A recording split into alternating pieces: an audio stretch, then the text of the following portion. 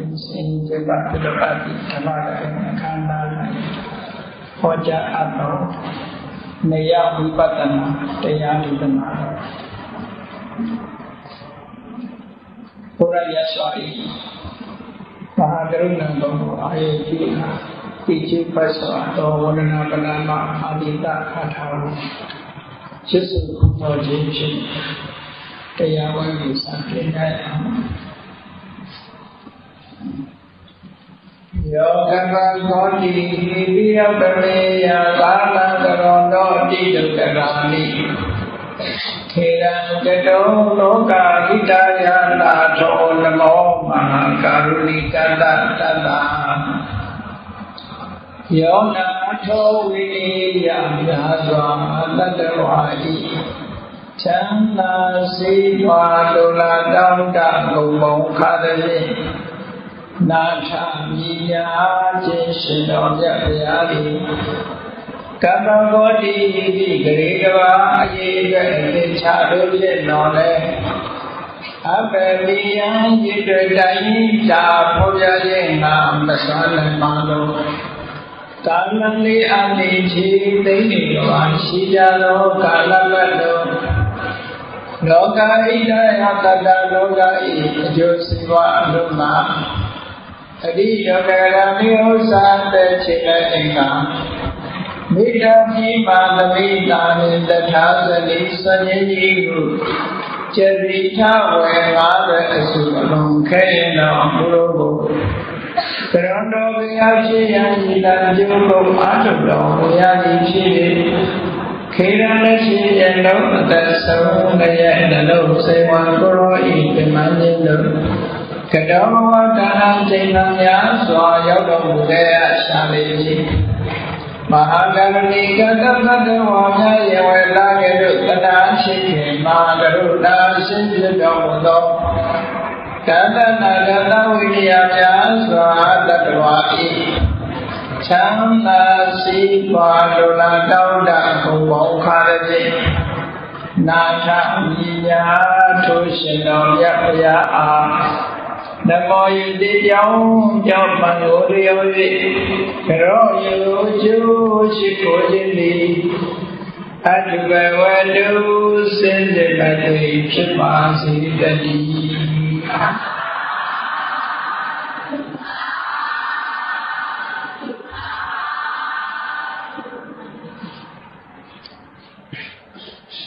Naya Vipatana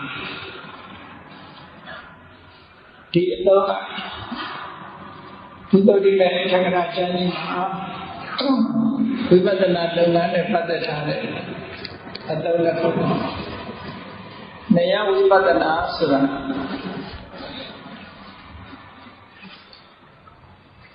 Yasabya Honare Vipatana Ayam Shite Sudama Nadama Tinkara Diyari Alo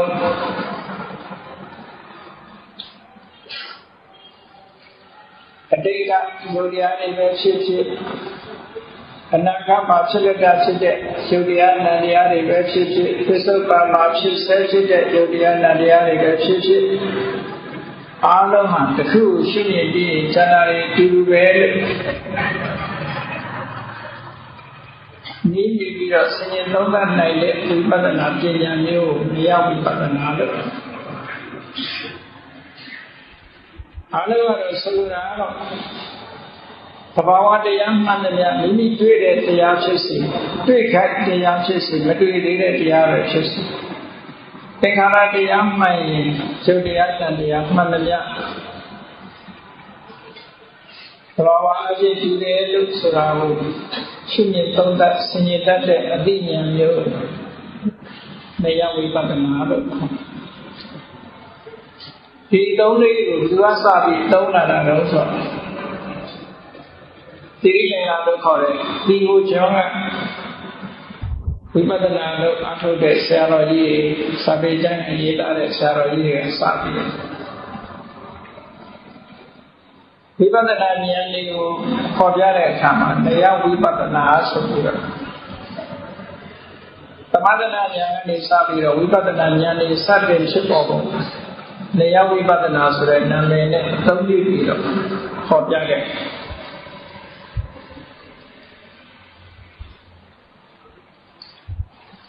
ဘယ်အဘဲဖြစ်ဖြစ်တစ်ခုမြင်ပြီးလို့ရှိရင်တဏှာတွေတူတူပါပဲလို့ပြောကြတာပေါ့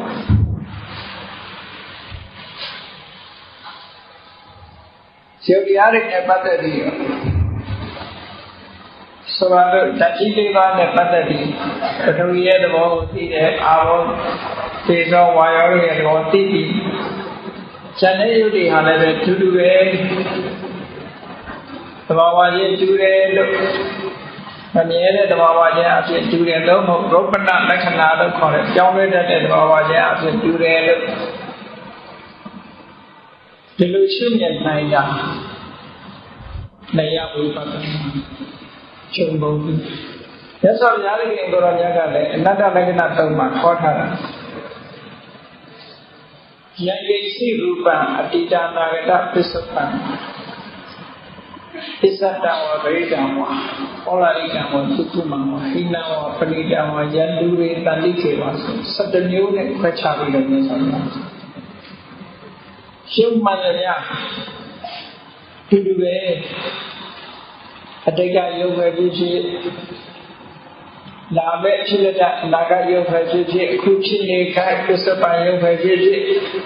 မိမိတဏ္ဍာမှာဖြစ်တဲ့ဣဇဒရုပ်ပဲဖြစ်ဖြစ်ဒီမှာဖြစ်တဲ့ဗိဒရုပ်မှာပဲဖြစ်ဖြစ်ဩလာရိကဆိုတဲ့တိတာသင်္ရှားတဲ့ယုံမျိုးပဲဖြစ်ဖြစ်ဒုက္ခမလို့ဆိုတဲ့မတိတာမသင်္ရှားအလွန်သိမ်မွေးတဲ့ယုံမျိုးပဲဖြစ်ဖြစ်ဟိန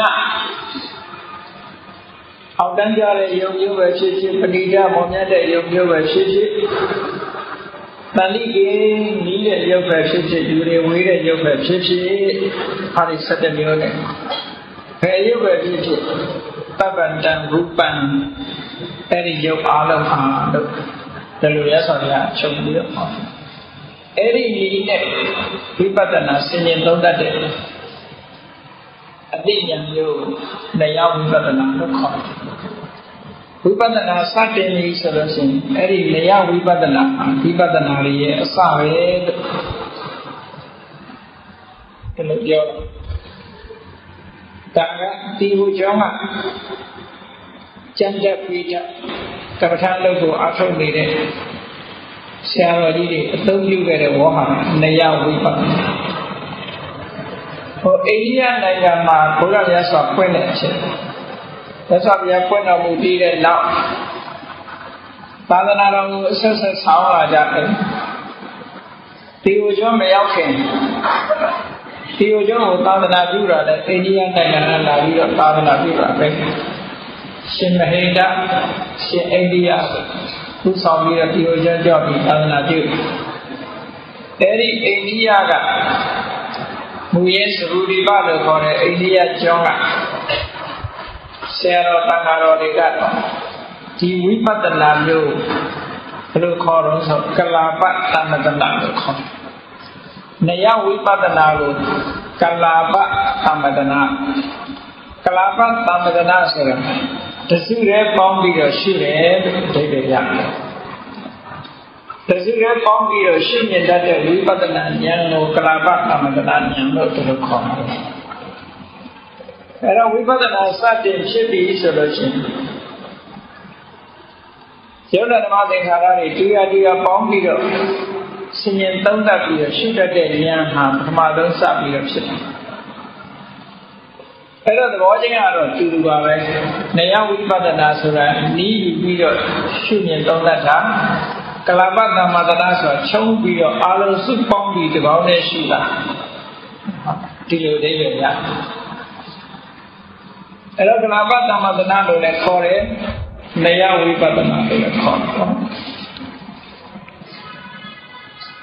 အဲ့တော့ဝိပဿနာလို့အားထုတ်တဲ့ပုဂ္ဂိုလ်တိုင်းဟာဝိပဿနာရဲ့အာယုဆိုတာဘာလဲဝိပဿနာဉာဏ်အစဉ်စဉ်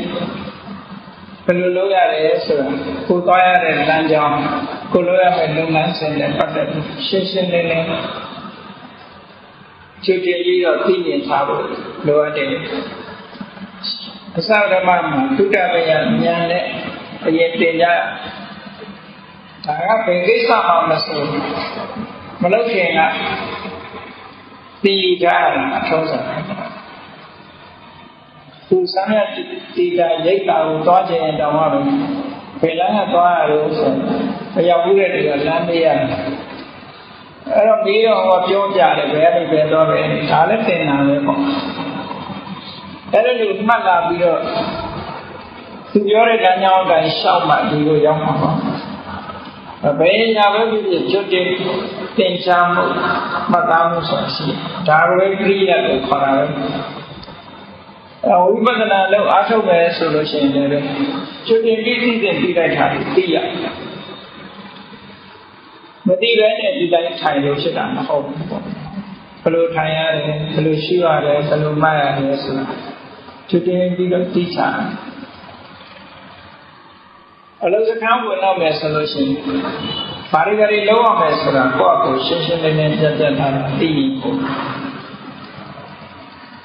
အဲဒီလိုလုံးအောင်လုပ်ပြီးနေပတ်သက်ပြီးတော့လည်းစာပေကျမ်းကနေမှအပြည့်စုံပေါက်ပြီးတော့ထားဒါပေမဲ့ဒီဝိပဿနာအလုပ်ကဘလောက်အရေးကြီးလို့လုပ်ကြရတာလဲဝိပဿနာအလုပ်ဆိုတာစိတ်ဓာတ်ခိုင်မာဖို့အတွက်လုပ်ကြလူတွေရဲ့စိတ်ဓာတ်ဟာခိုင်မာမှုမရှိဘူး။ဘာတွေကြောင့်ခိုင်မာမှုမရှိတာလဲလို့ဆိုရှင်။ပြောစရာအာယုန်နဲ့တွေ့လိုက်လို့ရှိရင်လောဘတွေနဲ့ပူကြည်တွေနဲ့သောမနတာတွေနဲ့ဘုံနဲ့လေးနေရှင်ပြောရှင်ပြီးတော့ပါတတ်ကြတယ်။ဒါလည်းစိတ်ဓာတ်မခိုင်မာမှုကိုပြတာပဲ။စိတ်ပြည့်စရာအာယုကြောက်စရာအာယုနဲ့တွေ့လို့ရှိရင်လည်းကြောက်ရကြတယ်ထိတ်လိုက်ရတယ်နေစရာမရှိအောင်လမ်းနဲ့ဖြန့်ဒါလည်းစိတ်ဓာတ်မခိုင်မာမှုကြအဲ့လိုစိတ်ဓာတ်ခိုင်မာမှုမရှိတာလေဟောဒီဝိပဿနာတရားအထုတ်ခြင်းဖြင့်စိတ်ဓာတ်ခိုင်မာမှုတွေရရှိတယ်ပြောစရာအာယုနဲ့တွေ့လည်းမတုံ့လို့တော့ဘူးစိတ်ကြီးစရာအာယုကြောက်စရာနားစရာအာယုတွေနဲ့တွေ့ရင်စိတ်ကြီးရှင်ကြောက်လိုက်ရင်မရှိဘူးဆိုတော့ပဂတိတင်နေတော့တဲ့အနေအထားတစ်ခုရရှိတယ်။အင်တမကောင်းတဲ့ဒီစနစ်တစ်ခုလို့ပြောဖြစ်လာပြီးတဲ့နောက်မအိုအောင်မသေးအောင်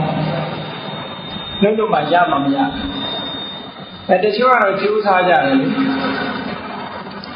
အာယုရိကဆေးတွေတို့ဓာတ်ပြားတွေတို့ဒါတွေစားပြီးတော့မအိုမနာမသေးဆိုပြီးတော့ကြိုးစားကြတယ်ဘယ်သူမှအောင်မြင်လေလို့မှတ်တာမရှိဘူးအောင်လဲအောင်မြင်နိုင်ကြမရှိဘူးပေါ့အောင်မြင်နိုင်မှုမရှိဘူးလေလို့လူတွေရဲ့ယုံကြည်မှုကတော့ရှိတယ်လေဒီရပြနဲ့ကြိုးစားပြီးတော့မောမနာမသိဖြစ်ရအောင်လို့ဆိုပြီးတော့ဒီခန္ဓာကိုယ်ကြီးနဲ့ပဲရုပ်ပြောင်းပြီးအရိပတိယဘုရားဖူးရသည်ဖြစ်အောင်ဆိုပြီးတော့ကြိုးစားနေကြတာလည်းရှိတယ်။ဖြစ်နိုင်ပဲဖြစ်နိုင်တယ်ကိုယ့်အကိုစဉ်းစားကြည့်။အဲ့ဒီlýရှိရင်မြတ်စွာဘုရားကပေးခဲ့မှာပေါ့။မြတ်စွာဘုရားခဏိတိခုတွေ့လို့ရကြမှာပေါ့။သို့တော့အဲ့ဒီlýဟာရှိတယ်။မြတ်စွာဘုရားဟောတာကအတိအကျဟောတာကနတ္ထိသာတ္တအမရဏနတ္ထိသာတ္တအမရဏဝိလာတဲ့ပုဂ္ဂိုလ်မတည်ဘူးဆိုတာမရှိဘူးတဲ့ဒါလုံးဝတိတိကျကျဟောတယ်အဲ့တော့သိတာမသိတာကိုယ်ကိစ္စမဟုတ်ဘူးသိခြင်းကိုမကြောက်ရွံ့ဘူးကိုခြင်းကိုမကြောက်ရွံ့ဘူးနာခြင်းကိုမကြောက်ရွံ့ဘူးကာမဂုဏ်အာယုန်ဒီပေါ်မှာစိတ်ဓာတ်တုံ့လောက်လှုပ်ရှားမှုမရှိဘူး emotion လို့ခေါ်တာစိတ်တည်ငြိမ်မှုမရှိတာအဲ့ဒါတွေကိုပပြောင်းသွားပြီးတော့စိတ်ဓာတ်ဟာအမြဲတမ်းတည်ငြိမ်တဲ့အနေအထားမျိုးရရှိအောင်ဝိပဿနာကျင့်စဉ်တစ်ခုကျင့်ကြတာဟာတဲ့ဝိပဿနာကျင့်စဉ်တစ်ခုကျင့်သွားလို့ချင်း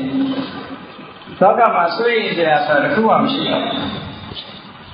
အဲ့ဒီဆိုရင်မရှိတော့တဲ့အနေအထားမျိုးရောက်သွားမှ ကိုယ့်ရဲ့ဝိပဿနာကျင့်စဉ်တစ်ခုအောင်မြင်တယ်လို့ပြောမှာဘာလို့လဲဆိုတော့လူတွေကြည့်ရင်လေးစစ်နေမြတောကရနေနေကြအဲ့ဒါကြောင့်အရှင်ကြီးနေတဲ့အချိန်တောကမဖြစ်တော့တို့ကတော့ဘာပူစရာမရှိဘူးနဲ့ပြောကြမရှိပဲနေတော့မလားမပူသေးတာကရှိတယ်ပူစရာကတော့ရှိတယ်ပူတာကဘာပူတာတော့ဆိုဒေါသတို့ဒေါမနတတို့ကပူတာပဲကိလေသာတွေကပူအဲ့တော့ကိလေသာတွေရှိနေတဲ့တန်းနဲ့တို့ကပူစရာမရှိဘူးဆိုလို့ရှိရင်တော့ဒါအမှန်မသိလို့ပြောတာလို့ပြောအောင်ခဲ့ဟုတ်ယုံတဲ့ပတ်သက်ပြီးမြတ်စွာဘုရားကငကုလပိဋကဒကာကြီးကိုဟောတာလို့ပဲခန္ဓာကိုယ်ကြီးရထားပြီးတော့ချမ်းသာပါတယ်လို့တခဏလေးတောင်ဝန်ခံပြောချမယ်ဆိုလို့ရှိရင်ကိမိညတ္တရဘာလျာမတိမလိမ္မာလို့ပြောတာကလွဲပြီးတခြားအကြောင်းမရှိပါဘူးတဲ့ရသော်ဗျာအဲ့တို့တော့ပူဇော်မရှိဘူးလို့ပြောတဲ့ပုဂ္ဂိုလ်ကလည်းမတိမလိမ္မာလို့ပြောမိခြင်းသာဖြစ်တယ်တခြားအကြောင်းမရှိဘူးလို့ဆိုတာဒါကြောင့်လို့ပူဇော်ပင်ဇော်တွေမရှိဘူးလို့ပြောနိုင်တဲ့အနေအထားရောက်ပြီးရောက်အောင်ဝိပဿနာရှင်းစင်တဲ့ခုအောင်မြင်ရင်ပေါ့ပေါ့ရောဖြစ်လို့ခိရိတာတွေကိုဖြည့်ဆည်းပြနိုင်တဲ့မဉ္ဇဉ်ပုံဉ္ဇဉ်ရတော့နိဗ္ဗာန်ကိုအောင်ပြနိုင်ပြီဆိုလို့ရှိရင်အဲ့တော့တို့ဟာဘာမှပူဇော်မရှိဘူးလို့ပြောလို့ရတော့အဲ့ဒီမင်္ဂလာတုတ်ထဲမှာအစင်းမြင့်မင်္ဂလာဆိုတာအတောကံဝိရဇံခေမံဧတံမင်္ဂလာမဟုတ်ဘူးအတောကဆိုရင်ဘာမှမရှိတော့ဘူးအဲ့ဒီအဆင့်ရောက်အောင်ဝိပဿနာကျင့်စဉ်တွေကိုကျင့်တယ်လို့ဒီလိုမှတ်သားကြတယ်အမှန်အတိုင်းပြောကြမယ်ဆိုနိဗ္ဗာန်ရခြင်းလို့ကျင့်တယ်လို့အဲ့တော့နိဗ္ဗာန်လို့ပြောလိုက်တာနဲ့တပြိုင်နက်အများကနားလည်နေတာတေတိချမ်းမဲ့နိဗ္ဗာန်လို့ပြောနေကြတာဆိုတော့အဲ့ဒါအသာထားဘာဖြစ်လို့ဝိပဿနာကျင့်စဉ်ကိုကျင့်ရတယ်လို့ဆိုရင်ဆိုရင်တော့ကလည်းကျင့်အောင်လုပ်ကျင့်တယ်အတွေ့အတာတွေကုန်ခန်းတော့အောင်လုပ်ကျင့်တယ်လို့တွေ့တာစရာမရှိရင်ဆိုရင်စရာမရှိတော့ဒါကြောင့်ဝိပဿနာကျင့်စဉ်ကိုကျင့်ရတယ်တခါတော့မှရှင်နန္ဒာနဲ့ရှင်သာရိပုတ္တရာတို့ဆုံတွေ့ကြတဲ့အခါသုဒ္ဓနေတခုမှာမတ္တတင်ထားတာရှိတယ်ရှင်သာရိပုတ္တရာကပြောတယ်နာဂဗေဒထဲမှာသူ့အနေနဲ့စဉ်းစားပြီးတော့ကြည့်လိုက်တာတဲ့လောကကြီးထဲမှာသူ့အတွက်တောကဖြစ်เสียများဘာများရှိတော့လို့လိုက်ကြည့်လိုက်တာတဲ့လောကကြီးထဲမှာသူ့ကိုတောကဖြစ်စေနိုင်တဲ့အရာဆိုသူ့မှာတစ်ခုမှဖြစ်တော့ဘာအတွက်မှသူ့တောကဆိုတာမရှိတော့နော်လိုက်ပြီးကြည့်လိုက်တယ်ဘယ်ကိစ္စနဲ့မှသူ့မှာတောကဆိုတာဖြစ်เสียရှားပြီးတော့ဘူးတဲ့တရှိတဲ့ဘက်ပစ္စည်းပြတ်သွားလို့ဆိုရင်စိတ်ဆိုတာသူ့မှာဘယ်လိုမှမဖြစ်တော့ဘူးစဉ်းစားကြည့်လိုက်တဲ့အခါတစ်ခုမှရှားမတွေ့ဘူးငါဘယ်ကိစ္စဆိုရင်တောကများဖြစ်အောင်မလားလို့ကြည့်ဘယ်မှမတွေ့ဘူးဆိုတာရှင်အနန္ဒာကမေးတယ်အဲ့တော့အရှင်ဘုရားတဲ့ဒီလိုဆိုရင်မြတ်စွာဘုရားပြိဋိဘံစံတော်မှာရောမစိုးရိမ်ဘူးလားတဲ့ရှင်အနန္ဒာကမြတ်စွာဘုရားကိုညီကိုလည်းညီကိုအနိကပြုစုတဲ့ပုဂ္ဂိုလ်ဖြစ်တော့တာယာစဉ်မတန်ကြီးတယ်မြတ်စွာဘုရားမရှိတော့ရင်တို့ဘယ်လိုနေမလဲဆိုတဲ့ဆိုရင်စိတ်တွေသူ့မှာအများကြီးရှိတယ်ဒါကြောင့်မို့ရှင်သာရိပုတ္တရာမြတ်စွာဘုရားတစုံတစ်ခုဖြစ်သွားရင်ရောအရှင်ဘုရားမစိုးရိမ်ဘူးလားလို့ဆိုရှင်သာရိပုတ္တရာပြောတယ်မစိုးရိမ်ဘူးတဲ့မြတ်စွာဘုရားပြိဋိဘံစံတော်မှာလည်းသူမစိုးရိမ်ဘူးတဲ့သို့တော်လည်းဒီမြတ်စွာဘုရားနဲ့ခင်ကိုရောမြတ်လောကတ attva တွေရဲ့အကျိုးကိုဆောင်ရွက်နိုင်တဲ့ပုဂ္ဂိုလ်ကြီးဖြစ်လို့ဒီပုဂ္ဂိုလ်ကြီးရှိနေရင်တော့အများအတွက်အကျိုးဖြစ်မှာပဲကြာရှိစွာတည်ရှိနေခြင်းဖြင့်တ attva တွေရဲ့အကျိုးကိုတည်ပိုးနိုင်မှာပဲလို့ဆိုရင်အတွေးပဲရှိတယ်ဆိုရင်တော့မရှိဘူးအဲ့ဒါရှင်အနန္ဒာပြောတာရှင်ရကအဟံကာရမမံကာရမာနလုတေသုတ္တမုတ္တစ ရှင်သာရိပုတ္တရာမှာဒီလိုခရပေါ်တောင်မှဒီပြည့်လူတွေပေါ်တာထားသူ့ပေါ်လည်းသူမစိုးရိမ်ဘူးလေသူမိခင်တွေသူဖခင်တွေသူဆွေမျိုးသားချင်းတွေဘာလို့မှမစိုးရိမ်နောက်ဆုံးမှာတလောကလုံးရဲ့အထွတ်ထားဖြစ်တဲ့သူရဲ့ခြေစွမ်းရှင်မြတ်စွာဘုရားရှင်ကိုရောမြတ်ပေါ်တော့သူစိုးရိမ်မှုမရှိဘူးဆိုတော့ဘာလို့ဒီလိုမရှိတာတော့လို့ဆိုတော့အဟံကာရမမံကာရမာနနုတယသုတမုခတာ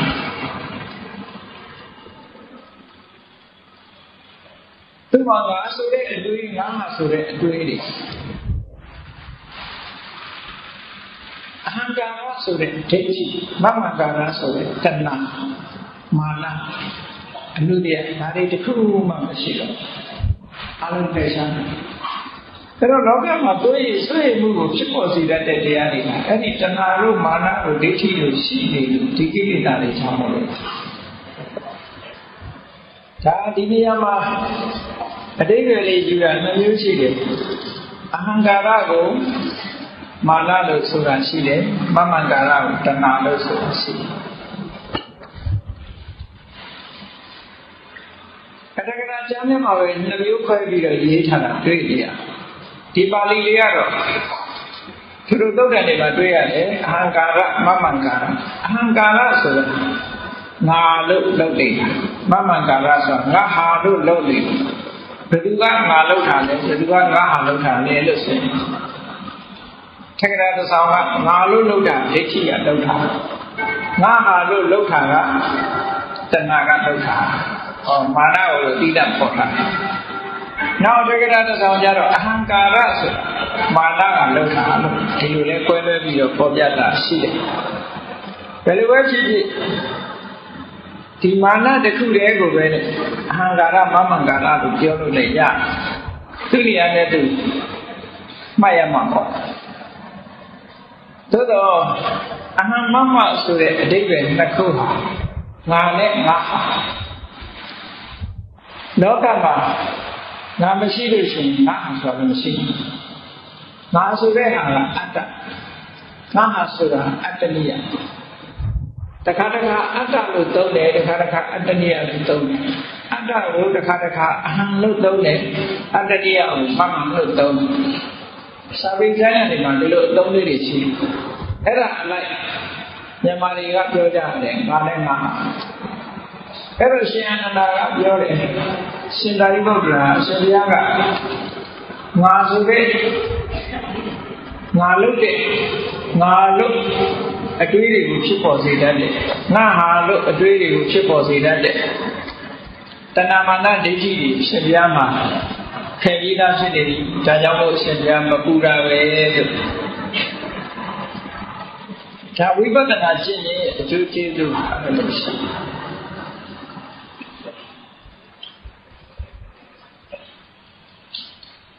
အဲ့ဒီလိုအကျိုးကျေးဇူးတွေရဝိပဿနာကျင့်စဉ်တစ်ခုကိုကျင့်ကြံပြုဖို့အားထုတ်ကြတယ်နောက်သုံးတဲ့တစ်ခုမှပြောလာတာလေမှတ်သားစရာလေးဒါနဲ့ဆက်တယ်ပြီးတော့ဝိပဿနာကျင့်ကြံပြုဖို့အားထုတ်လို့နောက်ဆုံးအဆင့်နဲ့ရတ္တမေရတ်ကိုမျက်မှောက်ပြုသွားပြီးဝိပဿနာလမ်းဆုံးသွားဆိုတဲ့ပုဂ္ဂိုလ်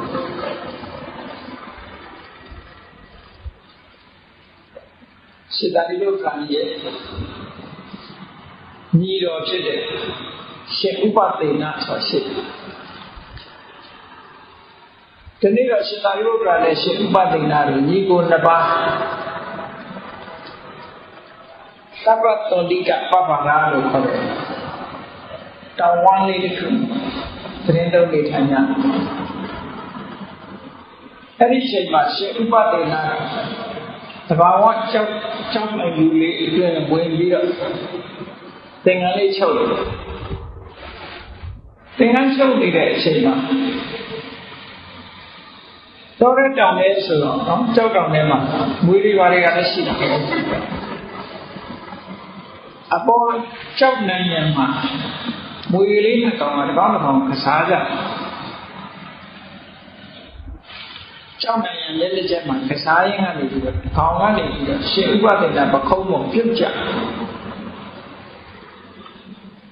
အဲ့ဒီပြုတ်ကြတဲ့မွေလေးကအဲ့ဒီမွေတွေကဘာမွေတွေတော့ဆိုဖုတ်ထဝိတမွေမျိုးတဲ့သူကအကောင်နဲ့သူတို့နဲ့လူအသားနဲ့ထိလိုက်တာနဲ့အစိတ်တဲ့မွေက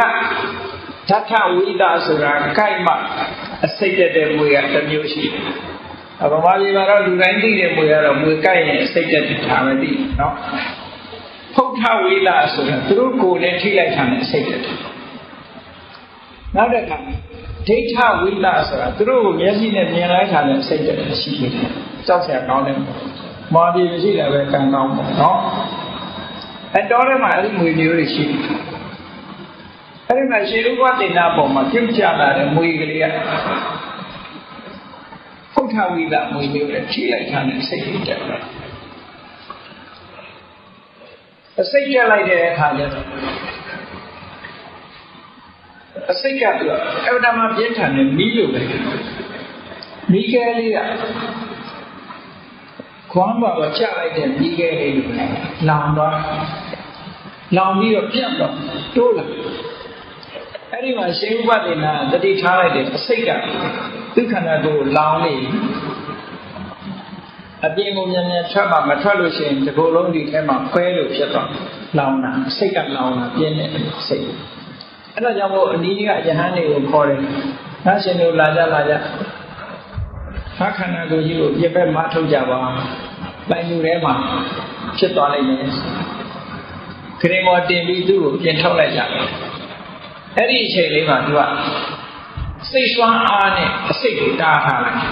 ။ချက်ချင်းကြီးလောင်တော့စိတ်ဆွမ်းအားနဲ့စိတ်ကိုတားထားလိုက်တဲ့အချိန်မှာချုပ်ရဲ့အရှိကိုတိုးမလောင်ဘူးပေါ့။အဲ့ဒီမှာငါရှင်တို့အပြင်ထုတ်ကြငါခန္ဓာကိုယ်ကြီးကမကြခင်ဒီမုံစုပ်ပြန်ခြေသွားတယ်လို့ခန္ဓာကိုယ်ကြီးကခွဲစုပ်ကြီးခြေသွားတယ်တစားစီဖြစ်သွားလိမ့်မယ်မကြခင်ဖြစ်သွားလိမ့်မယ်အဲ့လိုပြောတော့ရှင်သာရိပုတ္တရာကမေးတယ်နေသမောငါရှင်ဘာမှလည်းချွေးကြလည်းမမြင်ရပါလားမျက်စိလည်းအကောင်နားလည်းအကောင်အိန္ဒြေတွေလည်းအကောင်ဒါပြီးလို့ငါခန္ဓာကိုယ်ကြီးကမကြခင်ဘုံစုပ်ကြီးလို့ခွဲစုပ်ကြီးလို့ပြိုကျသွားလိမ့်မယ်တစားစီဖြစ်သွားလိမ့်မယ်လို့ပြောတာတော့ရှင်သာရိပုတ္တရာကသူ့ညီကိုမေးတယ်မေးတဲ့အခါကျတော့ရှင်ဥပဒေနာဘယ်လိုပြန်ဖြေလို့ငါရှင်သာရိပုတ္တရာတဲ့သူ့မှာမျက်လုံးဟာငါမျက်လုံးဆိုတဲ့အတွေ့အကြုံမှမရှိဘူးငါ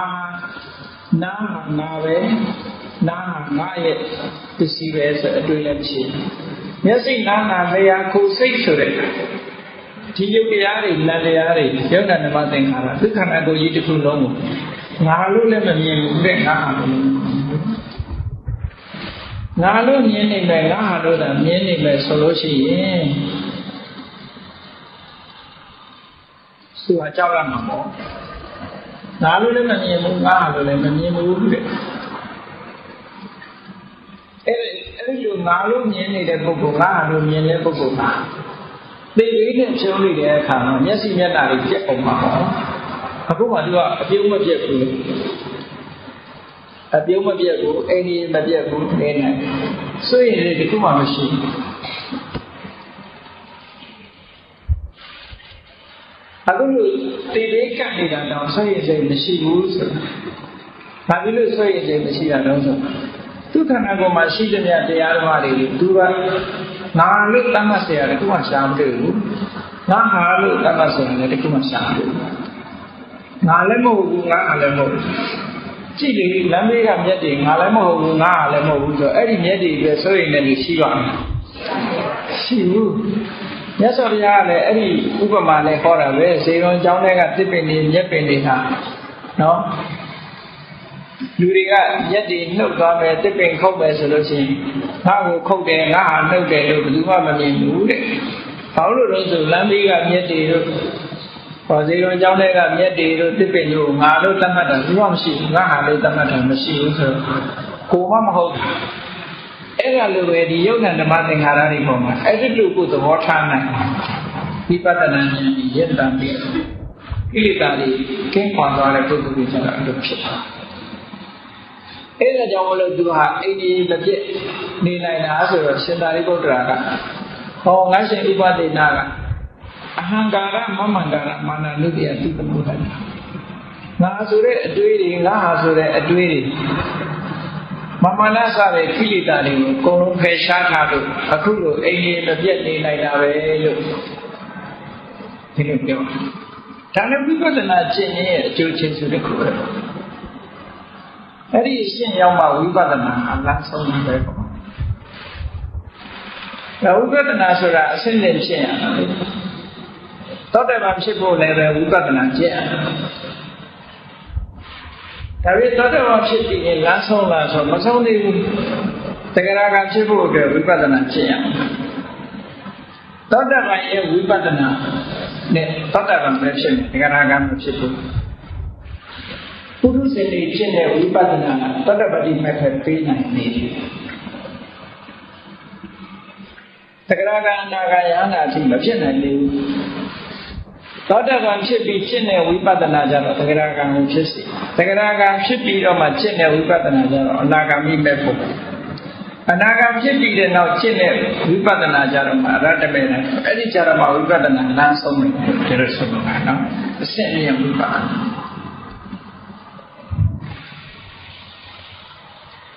အဲ့တော့ဝိပဿနာကျင့်တယ်ဆိုတာခြုံငုံပြီးတော့ဒီသုတ်တန်နှစ်ခုကိုခြုံငုံပြောလိုက်မယ်ဆိုရင်ငါဆိုတဲ့အတွေးတွေနဲ့ငါဆိုတဲ့အတွေးတဏမာနဒိဋ္ဌိစကိလေသာတွေကိုဖယ်ရှားဖို့အတွက်ဝိပဿနာကျင့်နေတဲ့ကြောင့်လောကမှာဆွေးရဆိုတော့ဘာတစ်ခုမှမရှိတော့ဘူးစိတ်ဓာတ်တည်ငြိမ်မှုခိုင်မာမှုကိုရရှိတော့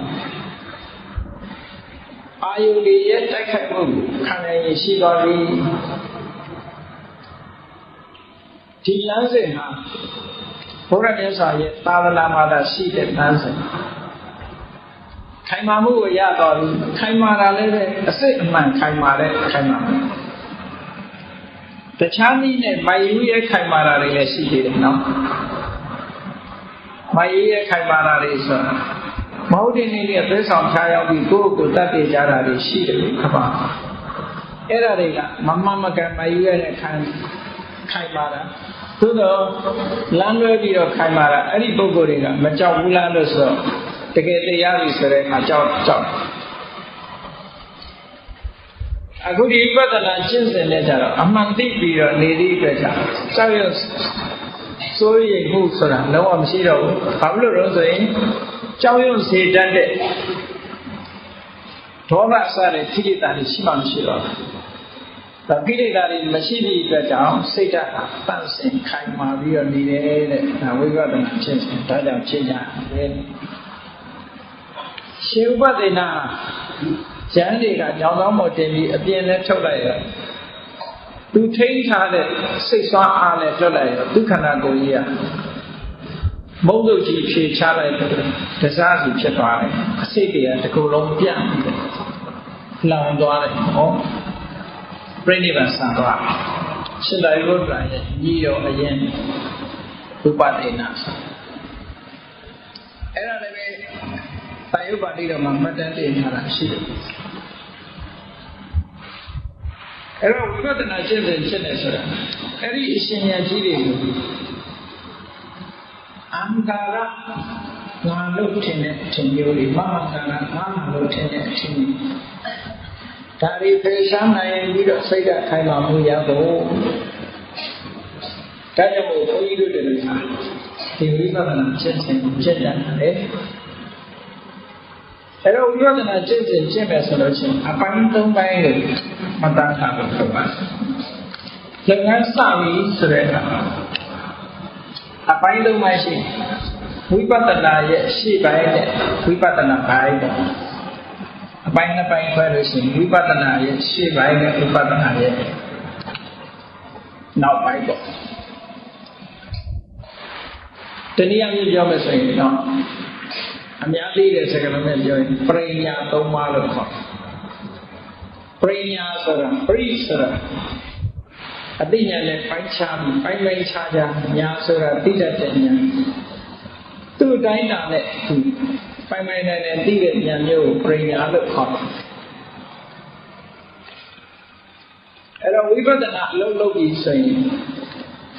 ဝိပဿနာပညာဆိုတာပရိညာပဲဒီပရိညာဆိုတာပရိပိုင်းခြားသိတယ်ဆိုတာ၃မျိုးရှိတယ်တဲ့နံပါတ်1ကညာတပရိညာသိစရာတွေကိုသိတတ်တယ်သိရမယ့်အရာတွေကိုသိတယ်ဝိပဿနာသိစရာကိုသိတတ်တဲ့အသိဉာဏ်ကိုညာတပရိညာလို့ညာတပရိညာကတကယ်ကတော့ဝိပဿနာမဖြစ်သေးဘူးဝိပဿနာရဲ့ရှေ့ပိုင်းလို့ဒီလိုပဲမှတ်ရတယ်အဲ့ဒါကိုစပေကျမ်းဂန်စကားနဲ့ပြောမယ်ဆိုလို့ရှိရင်ဘယ်လိုပြောတော့ဆိုအဘိညာပညာညာတတ်တိဉာဏ်လို့ပါဠိတော်မှာဒီလိုဆိုအဘိညာပညာအဘိညာဆိုတာဘာကိုပြောတာတော့ဆိုသိရမယ့်သဘာဝတရားတွေရှေ့ရှုပြီးတော့သိတတ်တဲ့အဲ့တော့ဝိပဿနာအလုပ်ကိုအားထုတ်တော့မယ်ဆိုတဲ့အခါဘာတွေသိရမှာတော့မေးပဲဆိုလို့ရှိရင်ဝိပဿနာမှာရှိတဲ့ရှုတရားနဲ့ဉာဏ်တရားကိုသိရတခြားသိရမှာမဟုတ်ပညာကိုကြော်ဖြတ်ပြီးတော့သဘာဝကိုသိနိုင်တယ်ရှုတရားဉာဏ်တရားတွေဆိုပါစို့ငါဆိုတဲ့ငါလုပ်နေတဲ့အရာတွေငါဟာလို့ထင်နေတဲ့အရာတွေမဟုတ်တော့ပဲနဲ့သူ့တဘာဝအတိုင်းသိတာမျိုးအဘိညာပညာညာတတ်တိဉာဏ်သိစရာတွေကိုသိတတ်တဲ့သဘောကြောင့်ညာတပရိညာညာတဆိုတာသိစရာဖြစ်တဲ့သဘာဝတရားတွေကို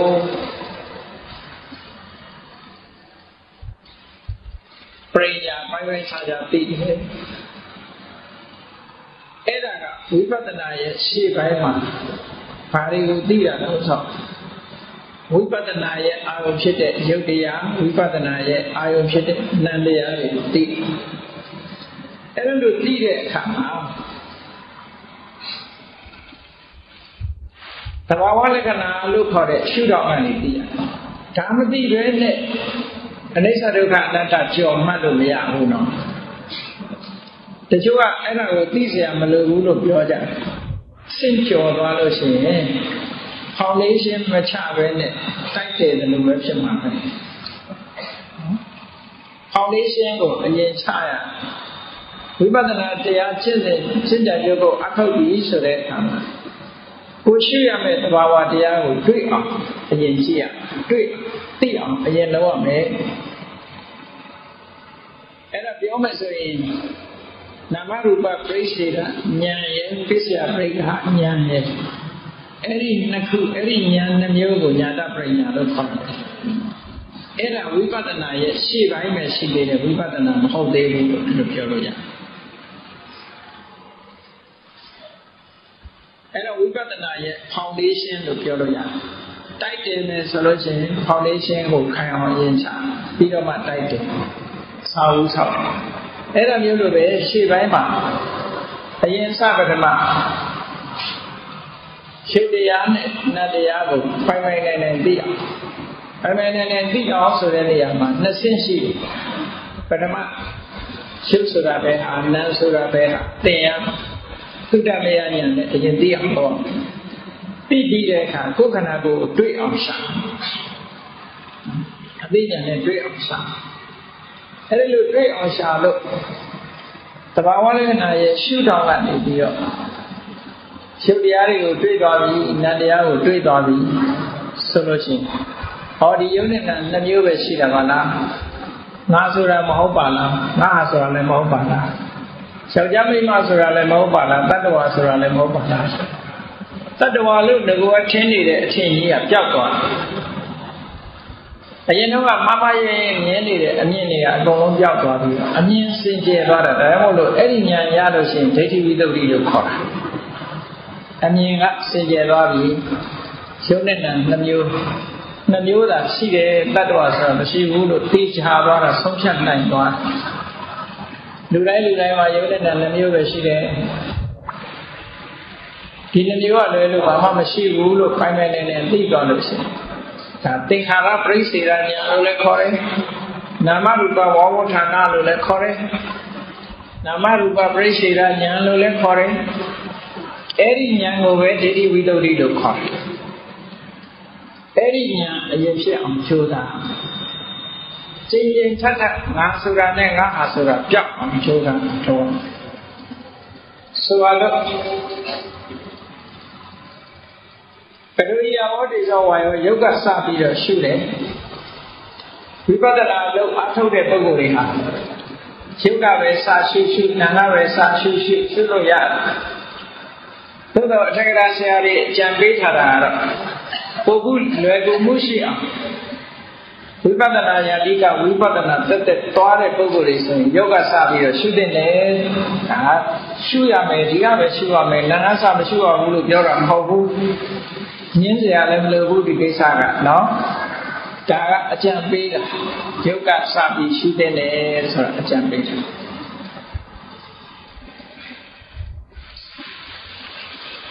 အဲ့တော့ဆိုတော့ပထဝီအဝတ္တိသောဝါယောဆိုတဲ့ပထဝီကိုမြင်ရင်ဘယ်အနေမြင်လို့ဆိုမာတဲ့သဘောလေးပြောတဲ့သဘောလေးဓာတုရဲ့သဘာဝလက္ခဏာလို့ခေါ်ပထဝီရဲ့ကိုယ်ပိုင်အမှတ်သား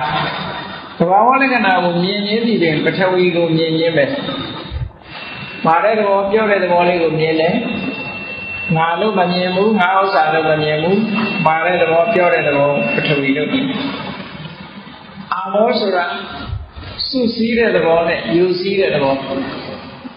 နှစ်မျိုးရှိတယ်စုစည်းတယ်ဆိုတာ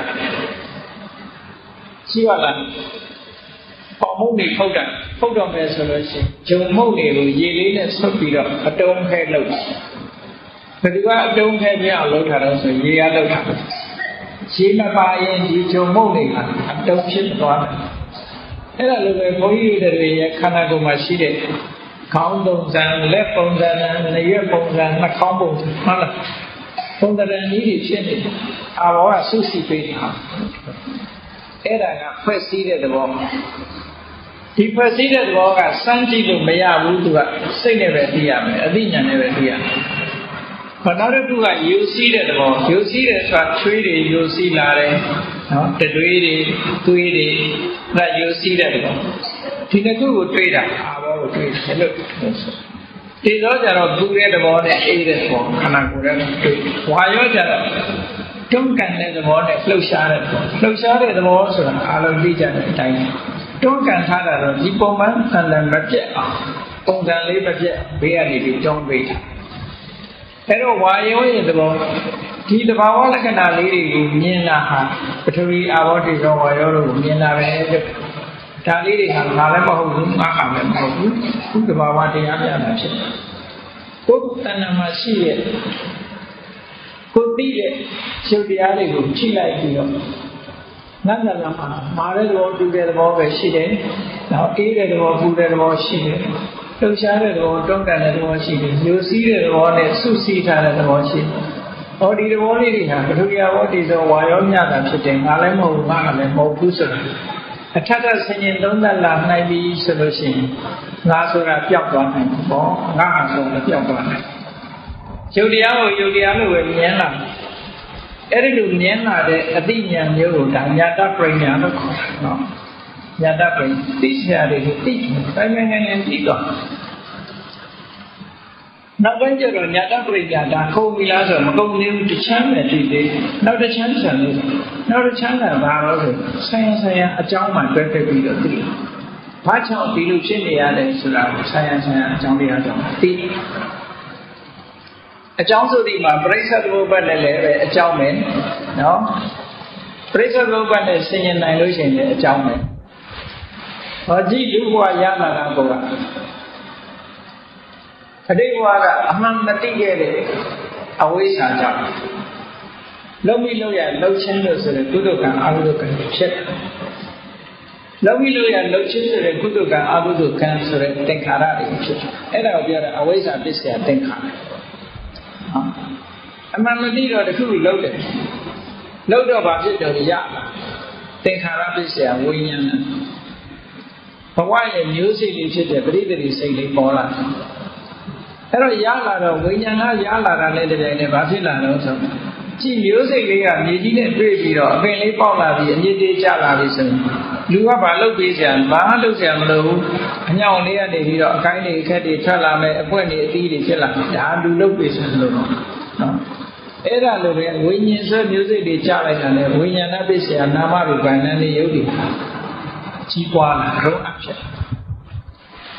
ကဲအဲ့ဒီနာနေယုတ်တွေဖြစ်လာပြီဆိုရင်ဘာတွေပါလာတော့ဆိုမျက်စိပါလာတယ်နှာခေါင်းပါလာတယ်လျှာပါတယ်ကိုယ်ပါတယ်စိတ်ပါတယ်အာယုခံစားမှုတွေအာယုတွေကိုခံယူနိုင်တဲ့အင်္ဂါရပ်တွေပါလာဒါကိုသလာရဏနာမရူပပစ္စယသလာရဏလို့ပြောတယ်အဲ့ဒီလိုပါလာတော့ဘာဖြစ်တယ်ဆိုမျက်စိပါလာတော့ပြင်ဘက်ကမြင်စရာအာယုကိုဆက်တွယ်တယ်နားပါလာတော့အပန်းနဲ့ဆက်တွယ်တယ်အဲ့ဒီဆက်သွယ်မှုတွေကိုဗာပြောတာလဲဆိုကာလယနာပစ္စယဖတ်တော်လို့ပြောတယ်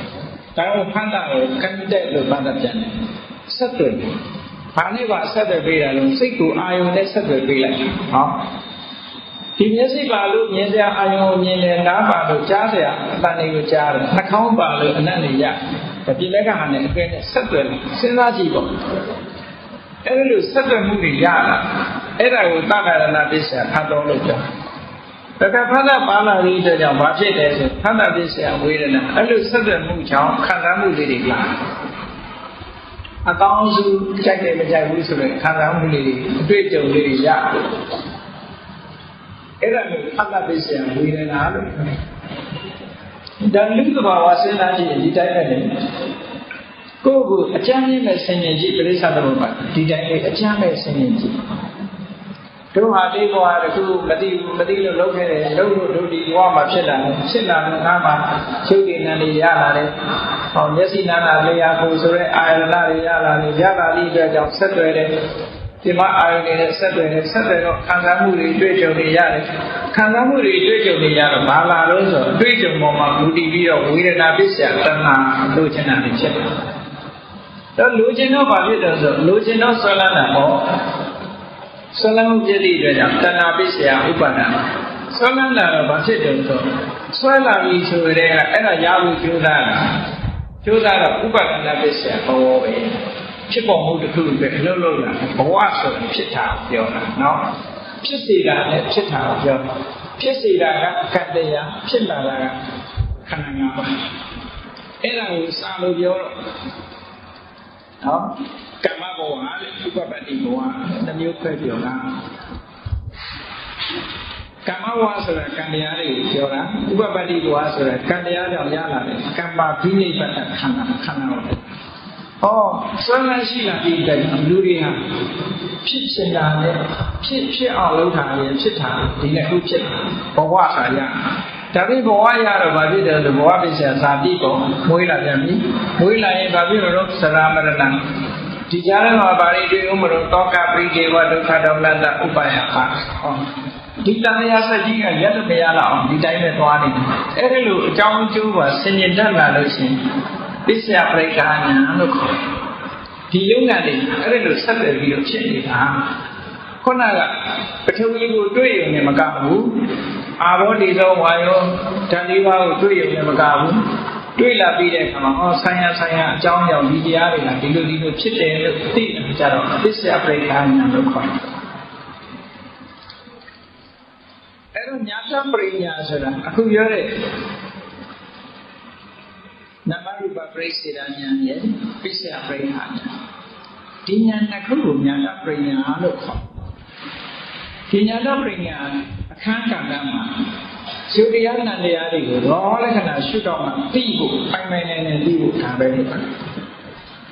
ဒီနေရာမှာအနိစ္စဒုက္ခအနတ္တမလာသေးဘူးဆိုတာသတိထားဖို့လိုအပ်တယ်အဲ့တော့ဝိပဿနာလမ်းကြောင်းကိုမရောက်သေးဘူးဒါဝိပဿနာ ဘာဖြစ်လို့ဝိပဿနာလမ်းကြောင်းကိုမရောက်သေးဘူးလို့ပြောရတာတော့ဆိုဝိပဿနာဆိုဒီမှာအနိစ္စဒုက္ခအနတ္တလို့ဆိုတဲ့အာမေယလက္ခဏာကိုမြင်မှဝိပဿနာလို့ဆိုတဲ့အဆိုရပြောနော်ဆိုရပြောဒါကြောင့်မို့လို့အခုပြောတဲ့နေယဝိပဿနာတို့သမထနာကလပသမထနာဆိုတာကြည့်ဝိတ္တိမဲ့မှာမလို့ဆိုထားတော့ဆိုတော့ဝိတ္တိမဲ့မှာဝိပဿနာယကလပသမထနာဝိပဿနာယအာတိကလပသမထနာသို့မဟုတ်နေယဝိပဿနာဒီဝိပဿနာဉာဏ်ရဲ့အစပါလို့ဆိုအဲ့ဒါပါကြတယ်အခုဒီဉာဏ်နှစ်ခုရပြီးတဲ့နောက်မှာတိရဏပရိညာပိုင်းကျတော့ဝိပဿနာစတယ်လို့ပြောမှန်းတယ်နော်အဲ့တော့တိရဏပရိညာပိုင်းအခုဉာဏ်ပရိညာပိုင်းမှာယုတ်တရားသံတရားတွေကိုခုလိုသိတာနမရူပပရိစေတဉာဏ်ရရင်ဒိဋ္ဌိဝိတ္တိစင်ကြယ်တဲ့အမြင်တစ်ခုဖြစ်တယ်ပိစ္ဆပရိက္ခဉာဏ်ရလို့ရှိရင်ကေခာဝိတရဏဝိတ္တိတန်တရားတွေရှင်းသွားဘာကြောင့်ဖြစ်လဲဆိုသိသွားပြီဒီရှင်းကြီးမြင်သွားအဲ့ဒီဉာဏ်တစ်ခုဒီညာတပရိညာရဲ့အပိုင်းနဲ့ဝိပဿနာရဲ့ရှေ့လေးခိုင်မာတည်ဆောက်ပြီးတော့ဝိပဿနာဉာဏ်ကိုခုပြီးဆိုတဲ့အခါကျတော့တိရဏပရိညာတိရဏဆိုဆုံးဖြတ်ချက်ကလေးတွေသွားတိရဏဆိုဆုံးဖြတ်နိုင်တယ်အဲ့ဒါကြတော့တိရဏပရိညာဆိုတာဘယ်သူကိုပြောတာလဲလို့ဆိုအခုပြောတဲ့နေယဝိပဿနာတော့မဟုတ်ကလပသမထနာသမထနာဉာဏ်နဲ့ဥရိယပယဉာဏ်ကိုတိရဏပရိညာလို့ခေါ်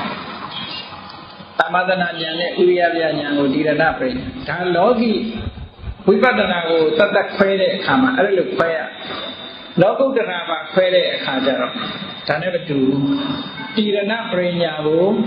အနုလောမဉာဏ်ဖြစ်အောင်ယူတာလည်းရှိသေးတယ်အနုလောမဉာဏ်ဖြစ်အောင်သွားတာလည်းရှိတယ်ဒါကလောကီပရိညာလို့မှတ်တာဝိပဿနာတတ္တဝိပဿနာတတ္တလောကုတ္တရာမဖက်ပဲနဲ့ပြောမယ်ရှေ့ပိုင်းကျင့်စဉ်တခုပြောမယ်ဆိုလို့ရှိရင်ဒီတိရဏပရိညာဆိုတာဟာသမထနာဉာဏ်နဲ့ဥရိယပယဉာဏ်နဲ့အဲ့ဒါကြတော့ခုနကပြောရတဲ့ပထဝီကိုမြင်တဲ့အခါမာတဲ့သဘောပြောတဲ့သဘောအာဘောကိုမြင်တဲ့အခါမှာယူစည်းတဲ့သဘောဖွက်စည်းတဲ့သဘောတေဇောကိုမြင်တဲ့အခါမှာ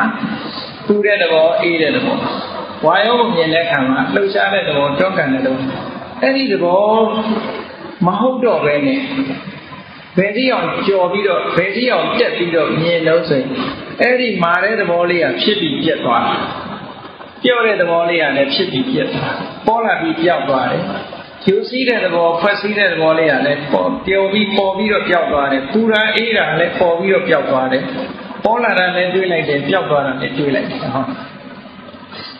အဲ့ဒါကြတော့တာမညာလက္ခဏာလို့ခေါ်ဖြစ်ပြီးတော့ဆိုင်ရအကြောင်းကြောင့်ပေါ်လာပြီးတဲ့အခါပြက်သွားတာကိုမြင်လာအဲ့ဒါကြတော့မှသူကဝိပဿနာဉာဏ်လမ်းကြောင်းပေါ်တက်တယ်လို့ပြောတယ်ဒါကြောင့်မို့စာပေကျမ်းမှာဘယ်လိုပြောတော့လို့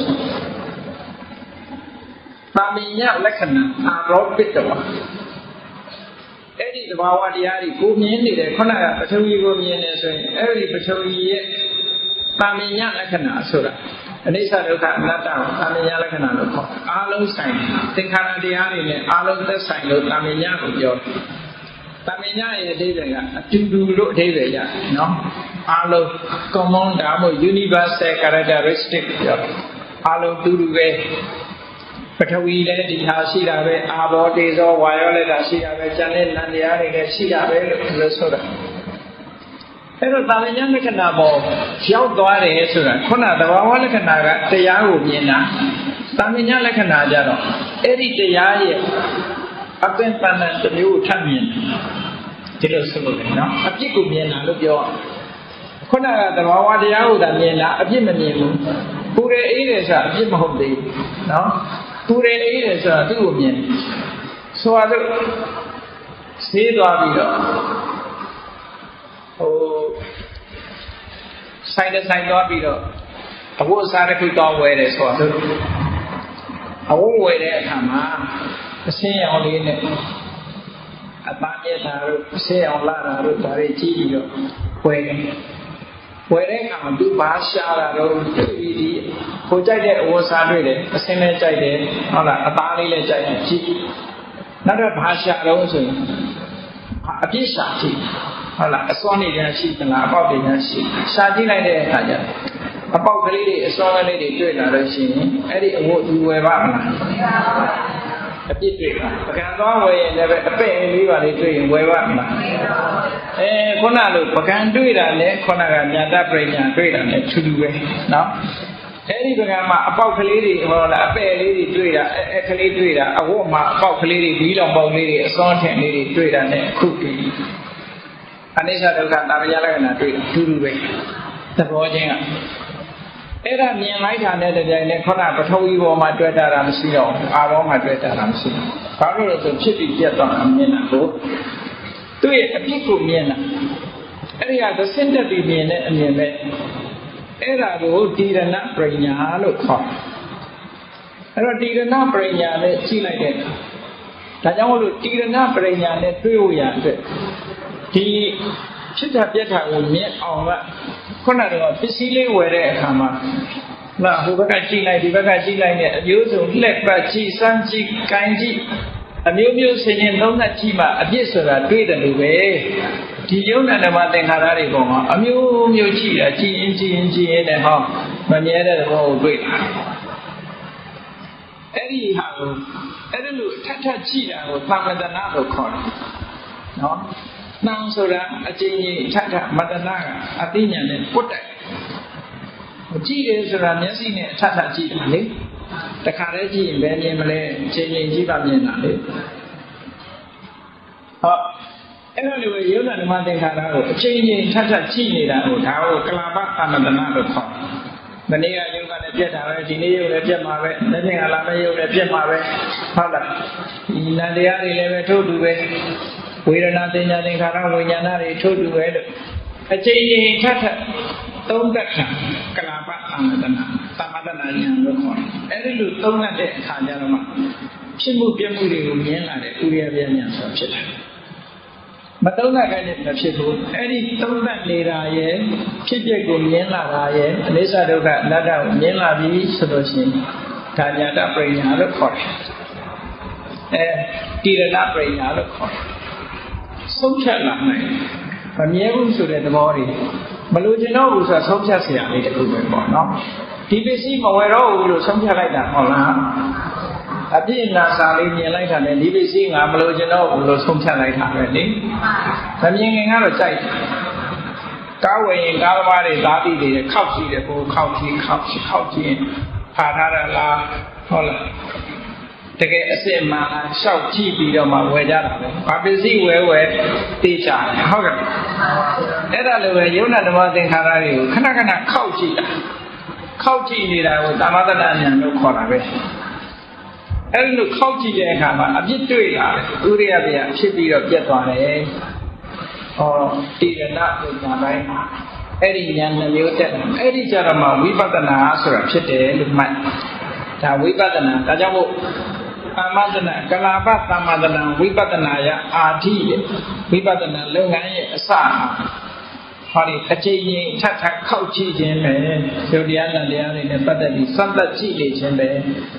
စမ်းသပ်ကြည့်ပြီးဆိုတဲ့ကမြင်တယ်အနိစ္စမြင်တယ်ဆိုတာဟုတ်တော်ဝါအဘာဝငကောရှိနေမဟုတ်ဘူးအကြောင်းတိုက်ဆိုင်တော့ပေါ်လာတယ်ပေါ်လာပြီးတော့ပျောက်သွားတယ်ဟောအနိစ္စ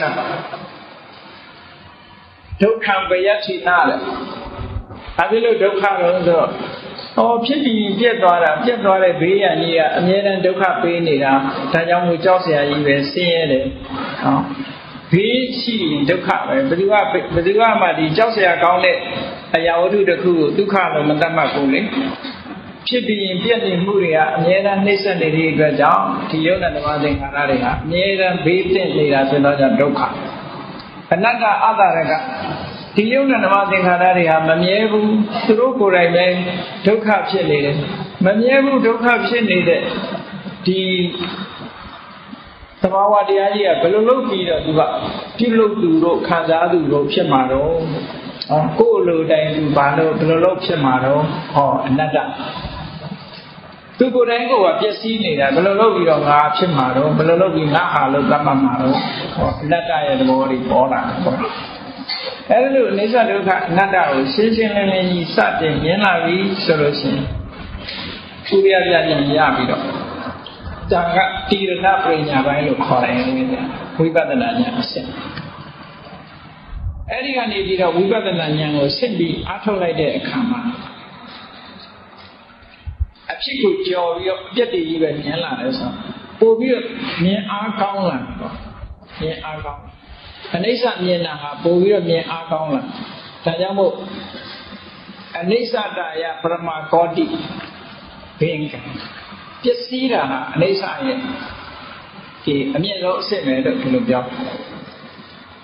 ဖြစ်တာတောင်မှပဲသတိပဋ္ဌာန်လိုက်တော့အပြစ်တွေကအလွန်ဉာဏ်လုံးအားကြီးတော့အပြစ်ကိုပဲမြင်နေဆိုဘင်္ဂဉာဏ်အပြစ်ကိုပဲရှုတော့ဘင်္ဂနုပဒနာအဲ့ဒီဘင်္ဂဉာဏ်ကနေစပြီးတော့နောက်ပိုင်းဝိပဿနာဉာဏ်တွေအားလုံးကိုပဟာနပညာလို့ခေါ်သူကြတော့ခုနကအနိစ္စကိုမြင်ရုံမြင်နေတာမမြဲဘူးဆိုတာဆုံးဖြတ်ရုံဆုံးဖြတ်သေးတယ်အခုကတဆင့်တက်လာတာဆုံးဖြတ်ရုံနဲ့မကဘူးသူကအနိစ္စလို့မြင်လာသည့်အတွက်ကြောင့်အနိစ္စလို့ထင်နေတဲ့တန်လျာမှာထင်လာတဲ့အထင်ကြီးတစ်ခုလုံးကိုဖယ်ရှားပြလိုက်ဟောတွန်းပလိုက်ပြီအဲ့ဒီအမြင်ကြီးမရှိတော့ခုနကမတွန်းနိုင်သေးဘူးသူကအနိစ္စလို့မြင်ရုံပဲမြင်နေတာသူကအခုကမြင်ပြီးတော့အိဋ္ဌတင်ညာကိုယ့်ရဲ့အထင်ကြီးတစ်ခုကပျောက်ထွက်သွားအိဋ္ဌလို့ဆိုတဲ့အထင်အမြင်ဟာလုံးဝရှင်းသွားတယ်ဒုက္ခလို့ရှုမြင်နိုင်တာနဲ့တပြိုင်နက်ဒုက္ခလို့ဆိုပြီးတော့ငါကထင်နေတဲ့အထင်တွေကလုံးဝဖယ်ရှားပြလိုက်အနတ္တမြင်လိုက်တာနဲ့တပြိုင်နက်အတ္တလို့ထင်နေတဲ့အထင်တစ်ခုကလုံးဝဖယ်ရှားဒါကြောင့်မို့သူ့ကိုပဟာနပရိညာလို့ခေါ်တယ်သင်္ကနုပဒနာစပဟာနပရိညာဖဲဖယ်သွားတယ်မှားရင်းတဲ့အထင်တွေအတွေးတွေအထင်တွေအထင်ဆိုတာလူမှရှိတယ်လေရှိပါလားဟိုနေကွင်းနေတဲ့မှာဆိုလို့ရှိရင်စာချောက်ရုပ်တို့လူပုံပန်းတန်ဝတ်ပြီးတော့ထားတာလေးတို့ငှက်ကလေးတွေစာလေးတွေဒါမြင်လို့ရှိရင်တကယ်လူထင်ပြီးတော့လန့်ပြေးကြတယ်လေအထင်ပဲနောက်တစ်ခါသမင်လေးတွေလေကွင်းလာစားမယ်လို့ရင်အဲ့ဒီကတကယ်လေဆောင်ယောက်ျားထင်ပြီးတော့လန့်ပြီးတော့ပြေးအဲ့ဒါလိုပဲဘုန်းကြီးတို့တွေဟာယုံနာဓမ္မသင်္ခါရတွေကိုငါလို့ထင်နေတယ်သူလို့ထင်နေတယ်နော်အဲ့ဒီအထင်အမြင်တွေပေါ်မှာဘာတွေလာလို့ဆိုချစ်ခင်မှုတွေလာတယ်မုန်းတီးမှုတွေလာတယ်ဟောအဲ့ဒီလိုမဟုတ်ဘဲနဲ့ယုံရည်နာရည်လို့သာသိလို့ရှိရင်မုန်းစရာရောရှိပါအောင်မလားချစ်စရာလည်းမရှိဘူးမုန်းစရာလည်းမရှိတော့ဟုတ်ကဲ့တော့အထင်အမြင်တွေကဘလောက်လူကိုဒုက္ခပေးတယ်လေဒါပညာဝိပဿနာလို့ခေါ်တယ်နော်ပညာဝိပဿနာဆရာတော်ကြီးဘုဒ္ဓတော်ဆရာတော်ကြီးရေးတဲ့စာအုပ်ထဲမှာဒီပညာဝိပဿနာအကြောင်းလေးကိုရေးထားတာလေးတစ်ခုမှတ်သားစရာလေးတစ်ခုရှိတယ်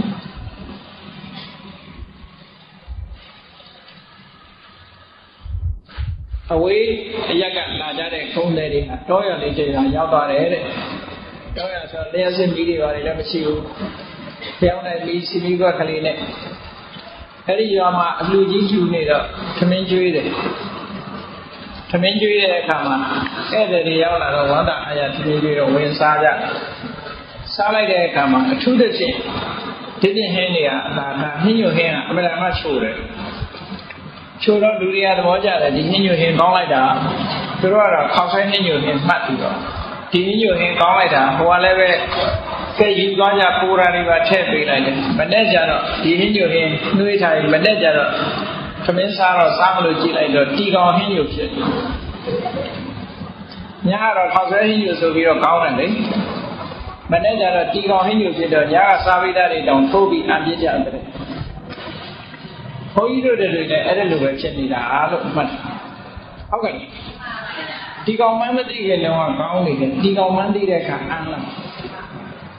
ယုံနဲ့ဓမ္မသင်္ခါရတွေနဲ့အဲ့ဒါဒီလိုဆက်လို့နော်အဲ့တော့ချစ်စရာဆိုတာလည်းမတွေ့တော့ဘူးမုန်းစရာဆိုတာလည်းမတွေ့တော့ဘူးအားလုံးပရမညာတပညာဆိုတာသိစရာတွေကိုရှင်းဥစွာသိအောင်လုပ်ခြင်းဖြင့်ညာတပညာဆိုတဲ့ဝိပဿနာဉာဏ်ရဲ့အခြေခံကိုရမယ် အော်မမြဲဘူးဆိုတဲ့သဘောတွေကိုဆုံးဖြတ်လာနိုင်တဲ့အသိဉာဏ်ရရင်တိရဏပရိညာဆိုတဲ့အပိုင်းကိုရောက်လာနိုင်တယ်အဲ့ဒီကနေသင်တက်လိုက်တဲ့အခါကျတော့ဖယ်ရှားနိုင်တဲ့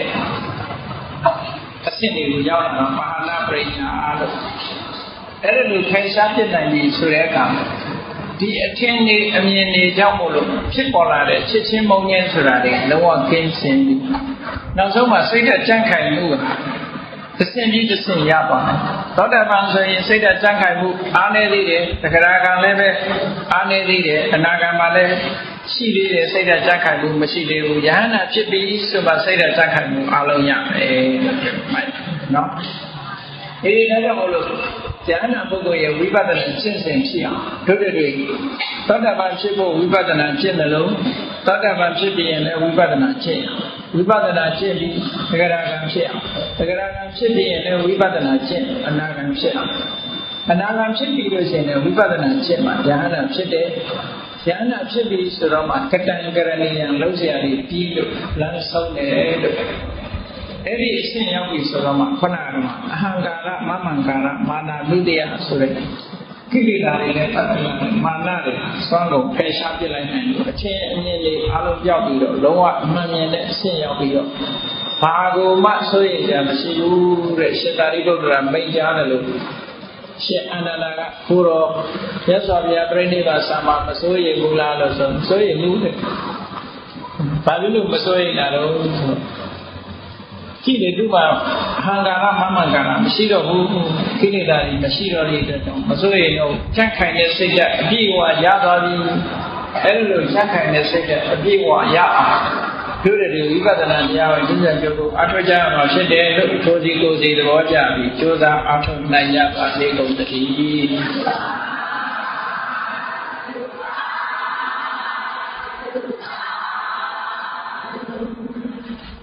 ကဲမေတ္တာပို့တတ္တဝါများစွာရေရန်ကွာ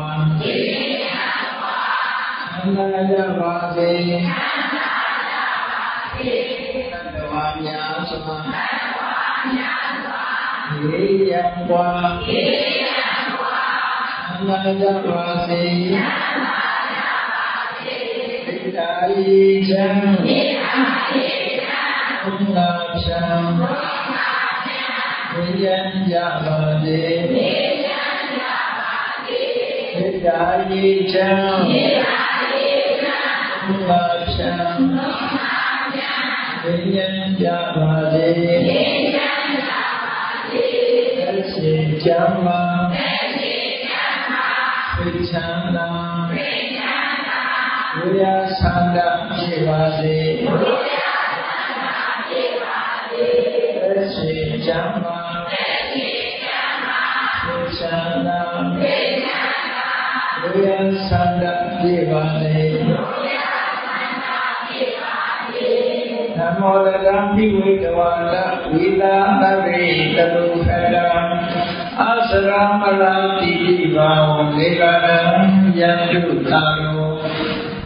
ဓမ္မောတရံနောဘဂဝတာမောစေယောကင်းကြကြည်တရားစေလို့ဒီဝိတဝဝန္တာရှင်ကြတောက်ကြရနာကြရဘုသောကြောင့်ဝိသနာပိပုဇာမြေတော်ဝိလေတာစေတဥဒရယတိတဝေတာပိကြပဲတွင်ရေမတင်ငယ်လိုကိစ္စင်ဝိကြောင့်ပြီးပြောင်းအောင်ပဲချောင်းအတော်လေးဟောတုစင်တဲ့မတိရှိကြပါစေကုန်သတည်းအစရမရအိုခြင်းနဲ့ကွာတာခြင်းနဲ့ကိလေခြင်းနဲ့ရှင်းတော့ပိတိရောဂိတံဘုခတိကိနိယာစေဖြစ်ပြီးချတော်နေဗ္ဗာန်နေကမှုကိုအေယုရောတို့တာရောတရားရှိခင်စိတ်ကောင်းဝင်ရသူတို့ရင်များတို့သည်ယံတုပါရိအစဉ်စဉ်နဲ့လည်းမလေးဘုရေဆက်ရောက်တော်မူကြပါစေကုန်သတည်း